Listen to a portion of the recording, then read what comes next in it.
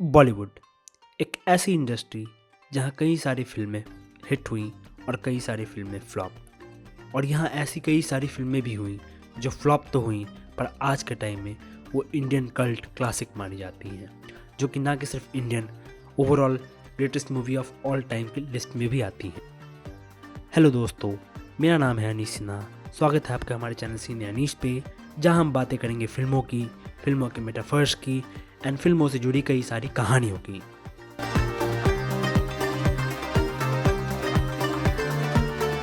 प्यासा एक ऐसी Indian cult classic iconic film directed by the great Guru Dutt.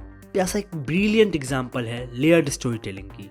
Layered story telling is like story के अंदर एक स्टोरी, जो कि हम किसी सिंबोलिज्म या फिर मेटाफर्स या religious historical references and analogy इन चीज़ों के थ्रू दिखाते हैं। इन 2005 टाइम मैगजीन ने इस फिल्म को the greatest movie of all time के लिस्ट में शामिल किया था। यूजुअली जब आप मूवी के म्यूजिक को सुनते हो तो वो कहीं ना कहीं कैरेक्टर के इमोशन को सिग्निफाई कर रहा होता है या उस सीन के इमोशन को सिग्निफाई कर रहा होता है। इस मूवी में सिर्फ ऐसा नहीं था।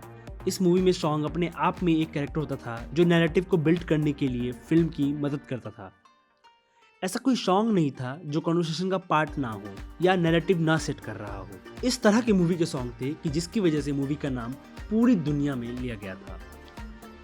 इस फिल्म का one of the most iconic song था जाने वो कैसे लोग थे जिनके प्यार को प्यार नहीं। उस सीन को जब आप देखते हो तो उस सीन में जब विजय गाने को गाना शुरू करता है तो उससे पहले दो पोइट होते हैं जो अलग अलग तरीके से प्यार को डिफाइन कर रहे होते हैं। जो पहला पोइट होता है वो बोलता है वो प्यार को बता नहीं पा रहा है। वहीं दूसरा पोइट होता है जो बोलता है प्यार तो मिला बट दया भाव से। वही जो तीसरा पोइट होता है जो कि विजय, वो बता रहा होता है प्यार तो मिला बट प्यार ने उसे छोड़ दिया और अब वो होप की तलाश में है। और इस सीन का पूरा क्रेडिट अमेजिंग डायरेक्टर गुरुदत्त साहब को जाता है। There is a important scene in this movie जब विजय अपने लाइफ के सबसे लोएस्ट पॉइंट पे होता है और वो शराब पीना शुरू कर देता है। तभी उसका दोस्त उसे कोटे पर लेके जाता है, जहाँ वो देखता है वहाँ जो औरत जो डांस कर रही होती है उसका बच्चा जो पालने में है वो रोने लगता है। तभी वो परेशान हो जाती है और बच्चे के पास जाने की कोशिश करती है, पर उसे नहीं जाने दिया जाता है। Firstly by her employer, then by man who wants her to entertain first before going to the child. Vijay की आंखें उस मोमेंट को देख के भर जाती हैं। For this powerful moment Guru Dutt makes use of subjective perspective, जहाँ वो विजय के पॉइंट ऑफ व्यू से शॉट लगाते हैं and then cut back to eyes, जहाँ वो एक्सट्रीम क्लोजअप शॉट लगाते हैं। गुरुदत्त ने ऐसा इसलिए किया क्योंकि वो चाहते थे कि ऑडियंस समझे कि वो क्या फील कर रहे हैं, क्योंकि आईज जो इमोशन दे सकता है वो फेस नहीं दे सकता, क्योंकि फेशियल एक्सप्रेशन मिसलीड कर सकता है बट आईज नहीं। गुरुदत्त अपने आप को बहुत ही अकेला और एक बहुत ही हेल्पलेस फील करते हैं इस इमोरल मीन्स दुनिया में, करप्ट दुनिया में। उनका आइडियलिस्टिक वर्ल्ड व्यू हर जगह उनके लिए मुसीबतें खड़ा कर रहा होता है। वो अपने आप को इस पूरे समाज में हेल्पलेस फील कर रहे होते हैं। दूसरे पहलू को अगर देखें तो ये बहुत बड़ा रिलेवेंसी दिखाता है आज के समय में भी कैसे सोसाइटी ट्रीट करती है एक मैन को जो कि अनएम्प्लॉयड है।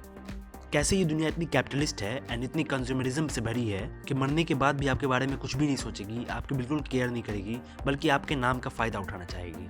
ये मूवी उस चीज़ को बताती है। लोगों के मन में कोई दया भाव भी नहीं है, वो they just want money, nothing else. Last में जब वो सॉन्ग प्ले होता है, जब गुरुदत्त का कैरेक्टर वापस आता है, वो बिल्कुल जीसस क्राइस्ट वाले पोज में वापस आता है and he started singing the song ये दुनिया अगर मिल भी जाए तो। पूरी मूवी में वो प्यासा होता है रिकॉग्निशन के लिए, अलग अलग चीज़ों के लिए जिनमें से उसे कुछ भी नहीं मिलता है। लास्ट में जब वो देखता है कि सब उसे मिल भी चुका है बट किस तरह से उसे यूज़ किया जा रहा है, उसकी पूरी प्यास बुझ जाती है। और ये मूवी उसी चीज़ का मेटाफर थी, the thirst for recognition, the thirst for love, जहाँ सब कुछ मिलने के बाद भी उसे पता चलता है इसकी कोई वैल्यू नहीं है। कितना अमेजिंग पर्सपेक्टिव दिया था आपको, कितनी ही मूवी में ऐसा देखने को मिलता होगा। सो इन कंक्लूजन प्यासा movie is a metaphor in itself.